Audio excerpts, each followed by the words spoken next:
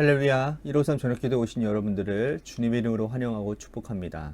오늘도 귀하고 복된 이 저녁 시간, 하나님께서 우리에게 일하시고 역사하심을 경험하는 귀한 복된 저녁 시간이 되기를 간절히 소망하겠습니다. 먼저 하나님의 말씀 보도록 합니다. 로마서 8장 35절 말씀 보도록 하겠습니다. 로마서 8장 35절 말씀입니다. 우리 같이 한 목소리로 다 함께 봉독하도록 하겠습니다. 시작. 누가 우리를 그리스도의 사랑에서 끊으리요? 환난이나 공고나 박해나 기근이나 적신이나 위험이나 칼이랴. 아멘. 19세기의 태동에서요, 지금까지 영향을 끼치고 있는 독보석 같은 신학이 있는데 우리는 그것을 자유주의 신학이라고 부릅니다. 자유주의 신학, 끊어질 듯 끊어지지 않는 지금까지 명맥을 이어오고 있어요. 학자들에 따라서 이 자유주의 신학이 조금씩 다른데 분류하자면 한 가지 공통점이 있습니다. 그것은 바로 인간 중심적이라는 거예요. 인간 중심. 자유주의 신학은 인간을 긍정합니다. 특히 인간의 이성을 믿고 긍정을 하는 거죠. 하지만 신학의 여러분 큰 틀에서 보면 잘못된 겁니다. 신학은 말 그대로 하나님을 논하는 학문 아닙니까? 신학. 이 신학의 시작은 하나님의 계시로부터 시작되어지는 거예요. 계시는 하나님께서 드러내신다는 의미입니다. 하나님이 보여주시고 들려주심으로 신학이 시작되어지는 것이지, 인간이 아무리 노력을 해도 하나님이 보여주시는 것 이상을 볼 수 없다라는 것이죠. 그러나 반대로 복음주의 신학은 인간을 긍정하지 않습니다. 칼뱅은 인간을 전적으로 타락한 존재라고 규정을 했고, 다른 많은 신학자들도 인간에게서는 소망이 없다, 소망을 찾을 수 없다라고 가르칩니다. 여러분, 이것이 비단 남의 이야기뿐만 아니라 우리 자신을 보면 알 수 있지 않습니까? 우리에게 무슨 소망이 있겠습니까? 그잖아요. 성령님께서 조명해 주시지 않으면 우리는 하나님에 대해서 알 수 없고 그 하나님 앞으로 나아갈 수도 없는 거라는 거죠. 그러므로 복음주의 신학은 성령이 필요하고 자유주의 신학은 성령이 필요 없다고 얘기를 합니다. 인간 스스로 찾고 깨달을 수 있는데 성령이 왜 필요하냐는 거예요. 오늘 본문에서 바울은 성령의 임무와 유익을 전하고 있습니다. 14절과 15절 말씀에 보면 이런 말씀이 있어요. 성령님이 우리들에게 인도하셔서 우리들을 하나님의 아버지라고 부를 수 있게 되었다는 거예요. 우리는 하나님의 아들이 되고요. 그렇죠? 그래서 양자의 영을 받아서 우리는 하나님을 아빠, 아버지라고 부르게 되었다라고 말을 해요. 자, 놀랍지 않습니까? 성령님이 우리에게 임하시면 우리는 하나님을 아버지라고 부를 수 있다라는 거예요. 이 놀라운 선물, 정말 성령님의 인도함을 받지 못한 사람들은 하나님을 아버지라고 부를 수 없습니다. 육신의 아버지가 계신데 어떻게 하나님을 아버지라고 부를 수 있냐라는 거예요. 성령 받은 사람만이 하나님을 아버지라고 부를 수 있습니다. 자, 하나님을 아버지로 부른다라는 것은 어마어마한 특권이라고 할 수 있습니다. 예수님도요, 하나님을 아버지라고 부르셨기 때문에 우리가 하나님을 아버지라고 부르면 예수님은 누가 되는 겁니까? 우리와 어떤 관계가 되는 겁니까? 예수님은 우리와 가족이 되는 거예요. 가족. 이 놀라운 특권은 구원받은 자들만이, 성령 받은 자만이 누릴 수 있다라는 거예요. 예수님과 가족이 된다라는 것, 예수님을 우리의 가족으로 모실 수 있다라는 것, 이것이 얼마나 위대한 특권입니까? 이제 우리는 그분에게 내 속마음을 아뢰 수 있게 된 거예요. 가족은 그렇잖아요. 가족에는 허물이 없고 비밀이 없잖아요. 그죠?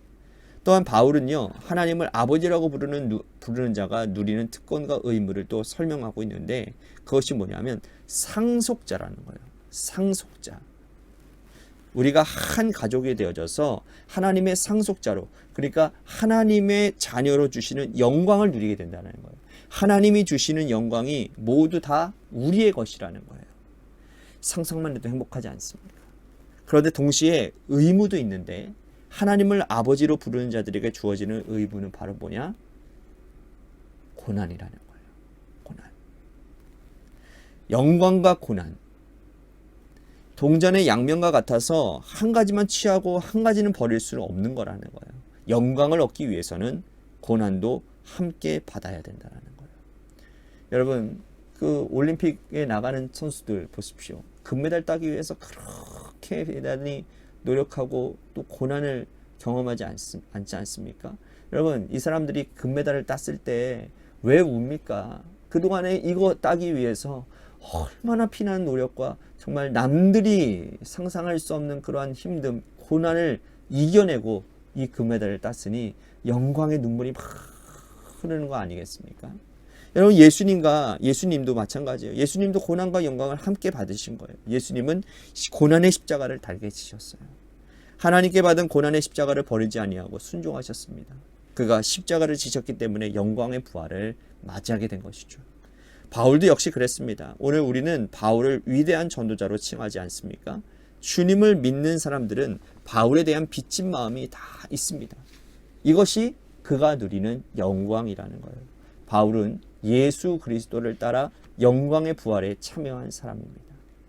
영광의 부활에 이르기까지 얼마나 많은 고난의 시간을 살아내었는지 성경이 그것을 증거하고 있죠. 그러므로 성령 받은 사람들은 영광을 위해서 고난의 십자가의 길을 당당하게 걸어간다는 거예요. 여러분 어떻습니까? 영광만 취하고 고난은 버리지 않습니까? 그러면 영광도 고난도 함께 받고 지고 가는 우리는 분명히 성령님이 함께하는 사람이면 틀림이 없다라는 거예요. 자, 26절 말씀에도 보면요, 여러분, 성령님께서 우리들에게 어떻게 하시느냐 하면 우리의 연약함을 도우시고 우리가 기도할 바를 알지 못하지만 성령님이 말할 수 없는 탄식으로 우리들에게 간구를 한다라는 거예요. 여러분, 신앙생활을 해보면 기도를 하려고 해도 잘 되지 않아서, 그죠?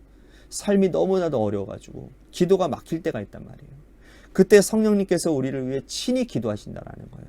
그러므로 우리가 입을 열어 기도하지 못할 때라도 생각을 하나님께 집중하는 게 정말 필요하다라는 거예요. 내가 기도하지 못할 때 성령님께서 나를 위해 기도하고 계시기 때문이라는 것이죠. 여러분, 겟세마네 동산에서 기도하실 때에 주님이 십자가의 잔을 마시지 않기를 바라셨잖아요. 하지만 예수님께서 내주하시는 그 성령님의 간구는 달랐다라는 거예요. 성령님은 아버지의 원대로 해달라고 기도하고 계셨다는 겁니다. 주님은 이 겟세마네 동산에서 성령님의 음성에 순종을 했고 그 위대한 십자가의 아름다움을 이루어내셨다는 거예요. 기도가 막혔을 때라도 포기하지 말아야 될 이유는 성령님께서 친히 우리를 위해서 지금도 간구하고 계시기 때문이라는 거예요. 기도가 되지 않고 답답한 현실 가운데 처해 있다 할지라도 여러분, 성령님께 여러분들 마음 열고 귀를 기울이시는 여러분들 되시기를 다 바라겠습니다. 그러면 어떻게 되느냐? 오늘 본문 말씀이에요. 우리가 읽었던 말씀이에요. 어떠한 그러한 고난 가운데서도 그리스도의 사랑이 충만하다라는 거예요. 그리스도의 사랑에서 우리를 끊을 수 없다라는 거예요. 넉넉히 이길 수 있다라고 말씀을 합니다. 따라해 봅시다. 성령님이 함께 하시면 어떠한 고난 가운데서도 넉넉히 이길 수 있습니다. 넉넉히 이길 수 있다. 넉넉히 이길 수 있다. 여러분, 하나님을 의심하면 넉넉히가 떨어져 버려요. 하나님을 의심하면서 떠나버립니다. 하지만 바울의 인생을 살펴보십시오. 그가 얼마나 많은 고난을 겪었던지 말하지 않습니까? 그죠? 말씀 보세요. 박해나 곤고나 환난이나 기근이나 적신이나 위험이나 칼이라 얼마나 많은 고난 가운데 있었습니까? 하지만 그는 하나님을 떠나지 않았습니다. 하나님 의심하지 않았습니다. 오히려 넉넉히 이겨냈고 그리스도의 사랑을 더욱더 확증하는 삶을 살았다라는 거예요. 왜 그렇습니까? 성령님께서 그에게 힘을 주셨기 때문에. 오늘도 성령님이 우리와 함께 하심으로 우리가 겪고 있는 어려움들을 넉넉히 이기는 역사가 일어나기를 간절히 소망하겠습니다. 성령님은 우리 주님의 자녀로 인치시고 또한 성화 과정을 넉넉히 이기도록 하시는 분이라는 거예요. 사도 바울은 로마서에서 칭의와 성화의 과정을 설명합니다. 칭의는 한순간에 일어나는 것이지만 성화는 길고도 지루한 여정이라는, 어려운 성화의 과정을 견딜 수 있는 것은 바로 성령 하나님을 붙들고 나아가는 것밖에 없다라는 거예요. 오늘 계속 이어지는 여러분들의 성화의 삶 가운데 성령님과 함께 동행하면서 넉넉히 이기는 역사들이 일어나기를 주님의 이름으로 간절히 축복하겠습니다. 오늘 말씀 생각하면서 우리 같이 기도했으면 좋겠습니다. 연약한 인생이 성령님의 도우심으로 한 걸음 한 걸음 나아가는 나의 삶이 되도록 인도해 주시고, 고난과 어려움 가운데 하나님을 놓는 일이 일어나지 않도록 하나님을 붙들고 내 안에서 친히 간구하시는 성령님의 음성을 붙들고 기도함으로 넉넉히 이기는 성령님의 도우심을 구하는 우리 모두가 되게 해달라고 이 시간 기도했으면 좋겠습니다. 또 한 가지 교회를 위해서 기도했으면 좋겠습니다. 하나님께서 세워주신 몸된 교회가 하나님을 기쁘시게 이웃을 행복하게 하는 공동체가 되게 하여 주시고, 하나님의 아름다운 섬김을 나타내는 우리 각 성도 한 사람들이 될 수 있도록 그들을 통해서 주님의 교회가 세워져 가는 역사가 있게 해달라고 우리 같이 기도했으면 좋겠고요. 또 한 가지, 또한 여러분들의 자녀들과 여러분들의 삶의 자리를 위해서, 또한 육신의 질병으로 고통당하시는 분들을 위해서도 기도해 주시기를 바라겠습니다. 우리 노래 끝날 때까지 합심하여 기도하도록 하겠습니다. 기도하시겠습니다.